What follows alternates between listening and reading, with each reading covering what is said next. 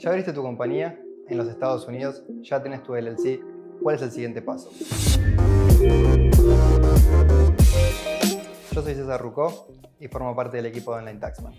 Online Taxman ha estado ayudando clientes por más de 10 años con sus requerimientos fiscales. Entonces, en primer lugar tenemos que determinar qué formulario se tiene que presentar.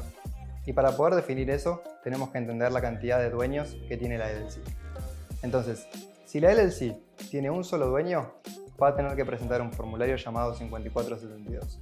Y si la LLC tiene dos dueños o más, va a tener que presentar un formulario llamado 1065. Lo que se va a presentar en cada formulario es distinto, por lo tanto es importante determinar este punto primero. Cuando uno tiene una LLC con un solo dueño y tiene que presentar el formulario 5472, va a tener que reportar las transacciones entre el dueño de la LLC y la LLC. Si la LLC tiene dos dueños o más, va a tener que presentar el formulario 1065 y en ese formulario va a tener que reportar los ingresos y los gastos que tuvo durante el año y en algunos casos puede ser requerido que tengan que presentar un balance. En ambos casos se va a tener que presentar la información de los dueños de la LLC en la declaración. Como dijimos anteriormente, dependiendo de la cantidad de dueños, van a haber diferentes formularios que se tienen que presentar.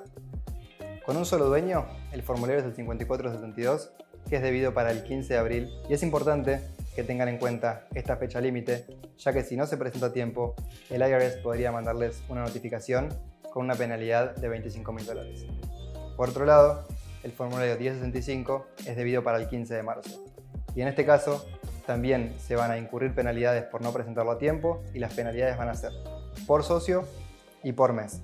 Son más chicas, no son de $25.000, son de aproximadamente $240 por socio y por mes, pero de todas maneras es importante que se presente a tiempo para evitar cualquier tipo de penalidad.